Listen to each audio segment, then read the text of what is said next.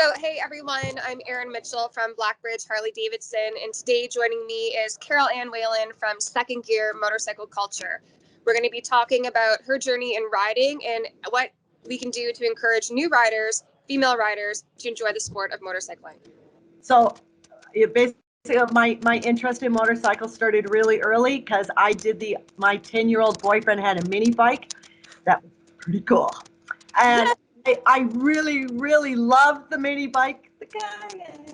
But no, it really planted the seed. And then after that, I chased anything with a motor. So I went to mopeds and other mini bikes, and I had a snowmobile, and I had a boat, and so anything. So if it had a motor, I was chasing it, and we had a cottage, which was great, on a cottage road, and all my brother's friends rode, and my brother rode. So if I heard a motor, I was that bratty kid that ran out to the road and waved them down, and can I have a ride? Can I have a ride? So they always knew what I was as soon as they saw me running, right? So I rode a lot, like I snitched rides, I guess you would call it, or hitchhike rides. At like a really young age, and then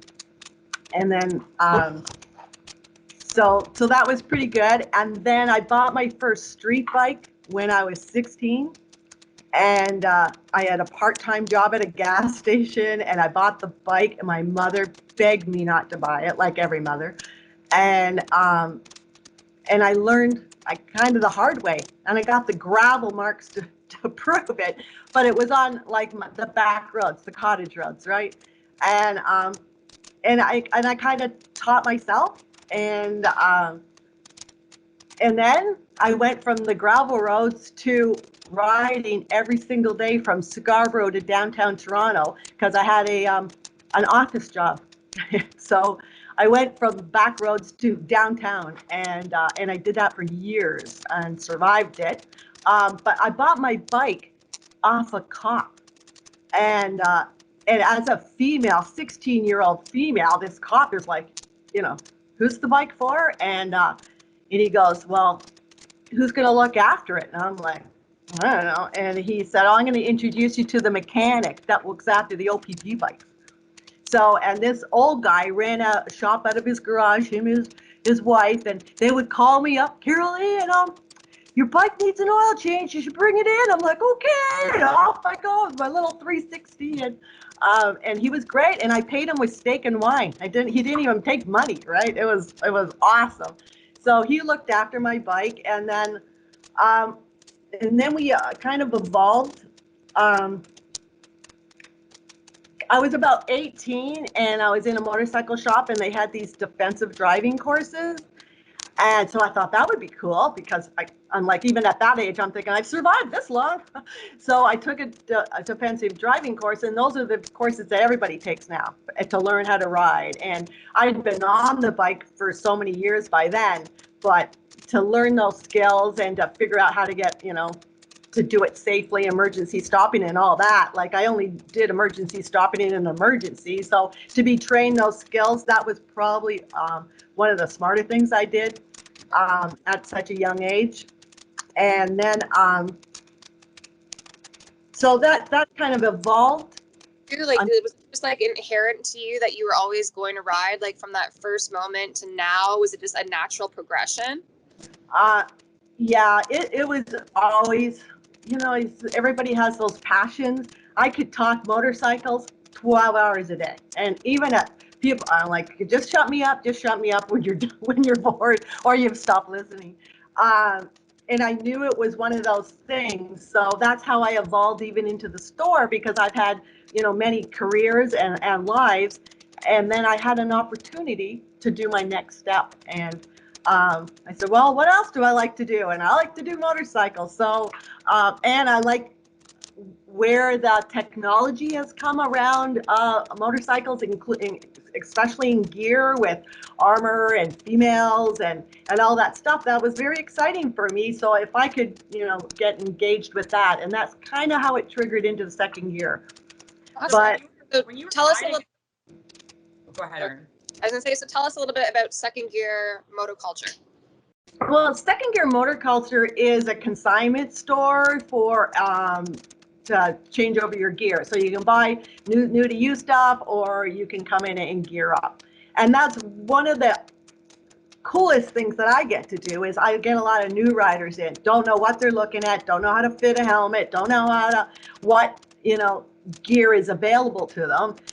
And for, as we know, like decades, it was a leather jacket you bought at Sears, and I wore my brother's jackets for years, right? And then but now I can gear them up properly and safely, and teach them what you're looking for and some of the hazards, including like getting your leg melted on a pipe and stuff like that, which you don't want to learn that one the hard. You only learn it once. I think we've all done that once or twice, haven't we? Yeah. So Yeah. I say you only do it once. so, Lan, tell me a little bit. I mean, because Second Gear is more than just a consignment store. I mean, you just mentioned that you engage with, you have a lot of new riders, new to sport. Tell me about the community that you've been building through the store and how you've been, sort of nurturing new riders, to a point of confidence, and the community that you build and how you connect new riders with other riders. So the store, I really wanted it to be a destination much more than a commercial enterprise, right? It was a destination in that we could talk it through, and to engage with all the different kinds of riders, sport bikes and cruisers and new riders. But it is evolved so much. There's a lot of boomers, right? And older people, and they have their different skill level and their insecurities. And so I teach them that about how just because you know how to ride doesn't mean you. So I always like sharpen the skills. I get to do that. I also give back to the community huge, right? So we always have, our bike nights, and we have our charity rides, and then I have my pet charities to support local stuff that's close to my heart. Yeah. So. One of the things that makes me crazy in this industry is that every time I see materials talking about female riders, promoting women riding in the sport of riding, the depiction is always of like a single female on a bike and like, you can do it, or like a co-ed group. And, groups of female riders are not represented. When female riders are referenced in promotional materials, advertising campaigns for all, major motorcycle brands, it's always as a new rider or as part of a co-ed group. So based on when you can talk about the groups that you have, the new riders that come to the store, how many of them are new riders? Do you see a variance between the challenges being a female new rider, being a male new rider, non-binary new rider, whatever it is? I'll tell you. Are there different challenges? Like, why do you think this is? And like, what's your perspective from the store? I only because I've been riding for so long. Like, you know what? I have never rode in a halter top and high heels ever. Like, but that's what you'd always see. And so to even get gear that fits now and it has armor and is smart is awesome. But one of the things that I loved to witness when I ride with a group of female riders, that it's just such a different take on it, and you probably witnessed it yourself. One time there was a group of riders, and it's all that chaos just before you go out, and the rider didn't realize that she had popped up her kickstand, got distracted, got off her bike, and her bike went down. And that barely hit the ground. Everybody had it back up on the rubber, no problem, talking me through. Yeah, we all do it. Gravity sucks, and breathe it out, get back on, let's go, right? And it was so different because no one laughed, no one gave her a hard time, right? Everyone, been there, done that. We'll probably, do it again. But so that was so cool. Also, you get the different skill levels. I mean, if you get a bunch of bikers, you get 5 bikers together, they all have different, preferences on how they ride, a skill level. But to have that respect for a new rider, to coach them, to protect them, even ride around them to make sure that they're protected. I love to see that kind of stuff. And if you're if you're a really good skilled rider and you want to take off, like, see ya, we'll catch up, right? And it's all accepted. I mean, I personally accept it, but What do so you I like to see that way, right? Yeah, Carol Ann, what do you think is the biggest barrier to women entering the sport of motorcycle riding? Well, it, they call it a stereotype for a reason. I mean, it's been kicking around for decades. It's still a man's world. We're kind of still shaking that illusion anyway, the power of the media. But I have seen such a huge change. And you're probably familiar with, I had the calendar Real Women That Ride, and these are real women. So for a new rider to come in, for me, I know I've experienced when I've gone into the dealership and they totally dissed me, right? And we're talking back in, decades ago. But I didn't exist. They dissed me, they disrespect me, and they don't really know that I know that my chain is loose and please look at it. But now I don't feel that anymore. And so I really encourage females that this is not such an issue anymore. Go in, pick out bike. And then don't get me wrong, I always say, if you're learning, when you were 16 and got your license, you didn't go buy a Corvette. You went and got a used car that you're going to speed up, a little bit. And then when your skill level gets better, then you can go buy the fancy car or the Lexus, whatever you want. And so the same with the motorcycle. I keep it within your skill. And so that's kind of the stuff I share I still have the drop kit on my Street 500, so haven't really made it, take the training wheels off yet. But it gives you more confidence that if I'm out riding home from work and I'm by myself and I'm doing a short commute that I'm familiar with, if something happens, I'm not going to be totally stranded and bike down sideways. So exactly. And even when I was a kid and I bought my first new bike right out of the crate, did my deal, and but I said put case guards on it, like engine guards, and they're like, why? I'm like, gravity. Like, it's a brand new bike. I don't want it all beat up. So, and it's such a weird thing. I would ask for these things. I really didn't know what I was doing. I was only 20, but I figured that I wanted to protect the bike and protect me. So. So coming out of, we were obviously in the middle of a global pandemic right now that's really shifted the way that we interact with each other, the way that we do business, that there's a whole lot of shifts in our daily to day routines, right? I mean, like we've really kind of stripped things back to, a whole new level, and it's a lot to manage, it's a lot to navigate. So in looking forward to this riding season, like your dream season, what does that look like? Motorcycle riding is something that, we can still do safely. So if you could do anything this season, Carol Ann, what would it be? When I first thought about my dream season, I've actually had a few dream seasons. Like, I've rode Newfoundland, I've done the Dragon's Tail, I have done some great seasons, but a lot of my favorite rides are literally somebody pulling up at the shop and then let's go get lost. And we just pick a direction and go. And if someone says, want to go for a ride, but they're in Hamilton, so I have to ride for an hour before I meet up so I can go for a ride, best ever, and then come home. And we were talking about stuff you can do. Riding with other bikes is so great. Your first charity ride blows your mind, right? Like with all these bikes, but it's still a solo thing. And so you might be surrounded by bikes, but it's a solo ride. It's you, it's your bike, and I'm getting a little, I totally love it so much, but gosh, I hope the year's pretty good.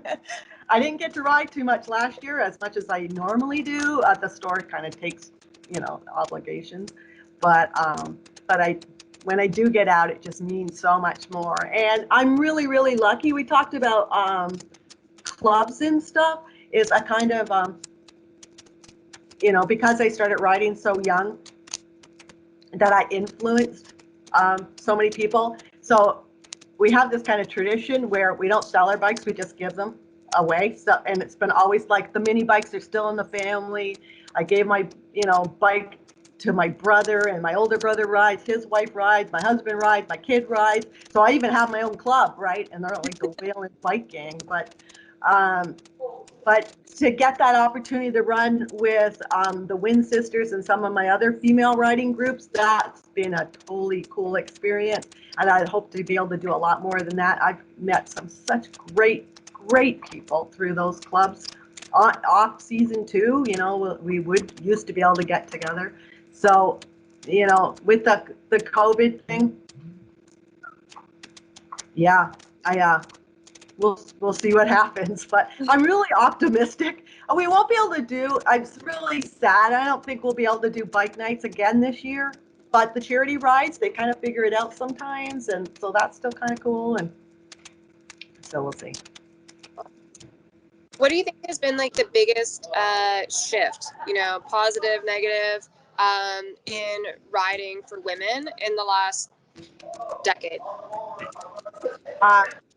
First of all, the numbers, which has been great. And I talked earlier about the gear that actually had, female gear with armor, and it doesn't have to be leather. The mesh has been amazing, and the Kevlar and stuff like that.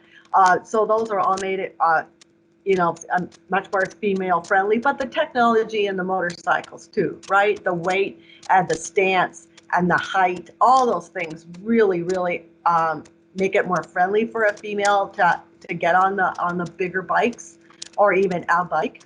And again, I always say, start small, start used, and then evolve. And give your bike away if it makes sense, or resell it and get the next one, right? And you can grow with it and grow your skill. But that's what I see is the technology has been great, because in the actual physical bike and in the gear. And probably the social acceptance of that many more females, because I was rare, like very rare. If I pulled up at a light, everybody looked at you, and I knew everybody was looking, which is even harder because then you have to go through your gears when everyone's looking. But but now, like, nobody looks twice now, because we're out there. That's awesome. I know last summer when we had the Wynn sisters come by Blackbridge, it was so cool to see 60 female riders pulling up and parking like one after the other in front of the dealership, and getting off their bikes, and it was just it was just incredible to see. So super fun. And yeah. And again, when you get like the captains that really know what they're doing, and they're not hesitant, block the traffic, make sure everybody's safe, and all of that kind of stuff. It's like, yes, go girl. And, oh my God, it's so much fun. Yeah. Yeah, that was pretty cool. So what would be, what advice do you have for women looking to enter the sport, women who are currently riding? What would you say to your former self, on this motorcycle journey? Like, what's your parting words of wisdom?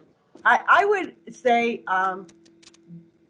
be kind to yourself. It's a skill. It's a skill like, anything. And you develop the skill. You just don't get on a bike and now you can do whatever you want. It's like you develop the skill. And I've been riding for decades. Every summer I pick one skill that I want to focus on and excel at, right? And then I get another one and I pick one. This is this summer's skill I'm going to sharpen, right? And it's super fun, because then I can prove to myself, hey, look, I can still do this, and I can, so it's developing your skill, and it's a constant developing. I also do, respect the bike, respect the road, look after your toys, put some new rubber on it, get it maintained.